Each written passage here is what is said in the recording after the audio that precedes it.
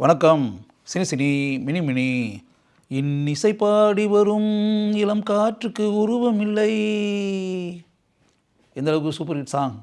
இன்றைக்கி வர உங்களுடைய மனசில் வாழ்ந்துகிட்டு இருக்கக்கூடிய சாங் தானே.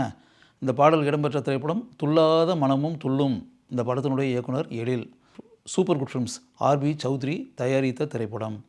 மிகப்பெரிய வெற்றி படமாக அமைந்த இந்த படத்தினுடைய கதாநாயகன் விஜய், கதாநாயகி சிம்ரன். எந்த அளவிற்கு இந்த படத்தினுடைய காட்சிகள் உங்களுடைய மனசில் இத்தனை ஆண்டுகளுக்கு பிறகும் வாழ்ந்து கொண்டு இருக்கின்றன அப்படின்றது எனக்கு நல்லா தெரியும். இந்த படத்தினுடைய இசையமைப்பாளர் எஸ்.ஏ. ராஜகுமார். எஸ்.ஏ. ராஜகுமார் இந்த படத்திற்கு இசையமைத்ததற்கு பின்னால் சுவாரஸ்யமான ஒரு விஷயம் இருக்கிறது. அந்த விஷயம் என்ன அப்படின்றது தான் இப்போ நான் உங்களுக்கு சொல்ல போகிறது.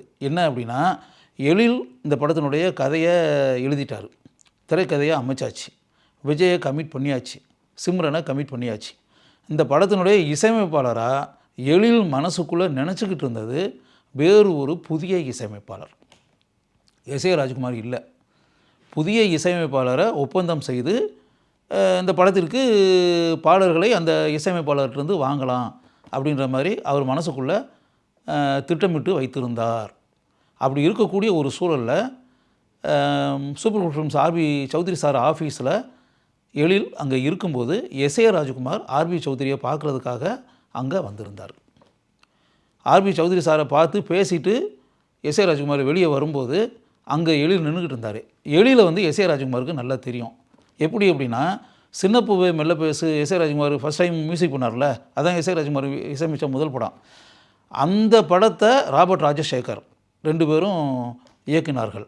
அங்கே அசிஸ்டன்ட் டைரக்டராக பணியாற்றியவர் எழில். அதனால் எஸ்.ஏ. ராஜகுமார் இசையமைத்த முதல் படத்தின் போதே எழில நல்லா தெரியும்.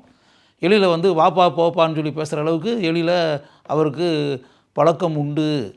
அப்போ எழில இங்கே பார்த்த உடனே எஸ்.ஏ. ராஜகுமார், என்னப்பா எழில் இங்கே நின்றுக்கிட்டு இருக்க, என்னப்பா வேலை உனக்கு அப்படின்னு. இல்லை, நான் இது மாதிரி சௌத்ரி சார் ஒரு படம், புது படம் ப்ரொடியூஸ் பண்ண போகிறாரு, சூப்பர் குட் ஃபிலிம்ஸ் பேனரில் தயாரிக்க போகிற அந்த படத்தை நான் தான் டைரக்ட் பண்ணுறேன் அப்படின்னு. இதுக்கு முன்னாடி ராபர்ட் ராஜசேகர் டைரக்ட் பண்ண படத்துக்கெல்லாம் எஸ்.ஏ. ராஜகுமார் நிறையா சின்ன பூவே மெல்ல பேசு மட்டும் இல்லை, அதுக்கு பிறகு கூட இசையமைச்சிருக்கார்ல. அப்போ அசிஸ்டன்ட் டைரக்டர், அசோசியேட் டைரக்டராக ஒர்க் பண்ணிட்டு இருந்தவர் தானே எழில். அதனால் பல ஆண்டுகள் பழக்கம் இருக்குது அவங்க 2 பேருக்கு இடையில். இப்போ எஸ்.ஏ. ராஜகுமார் இந்த படத்தினுடைய கதை என்ன அப்படின்னு உடனே துள்ளாத மனமும் துள்ளும் படத்தினுடைய கதையை எழில் எஸ்.ஏ. ராஜகுமார்கிட்ட சொன்னார்.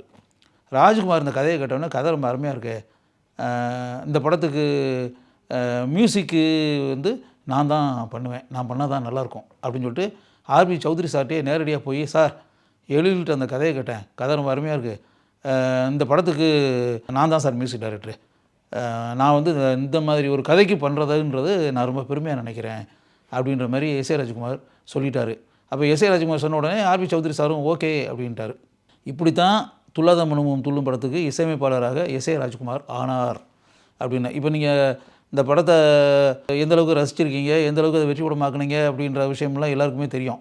அந்த படத்தில் எஸ்.ஏ. ராஜகுமார் இசையமைப்பில் அமைந்த பாடல்கள் எந்த அளவுக்கு சூப்பர் ஹிட்டாக அமைந்தது அப்படின்றது ஒன்று இருக்குல்ல. இப்போ நான் பாடின பாட்டே இந்த படத்தில் 4 தடவை வருது. பொதுவாக எஸ்.ஏ. ராஜகுமார் இசையமைக்கக்கூடிய பெரும்பாலான படங்களில் பாடல்கள் திரும்ப திரும்ப வரும், ரிப்பீட் ஆகிக்கிட்டே இருக்கும் அப்படின்றதான உண்மை. பொதுவாக அவருடைய படங்கள், பெரும்பாலான படங்கள் கதை அமைப்பும் அப்படி தான் இருக்கும். பாடல்கள் பலமுறை படம் முழுக்க வரும். இது எஸ்.ஏ. ராஜகுமாருடைய தனித்துவ ஸ்டைல் அப்படின்னு கூட சொல்லலாம். இன்னிசை பாடி வரும் அப்படின்ற அந்த பாடல் இந்த படத்தில் 4 தடவை வருது.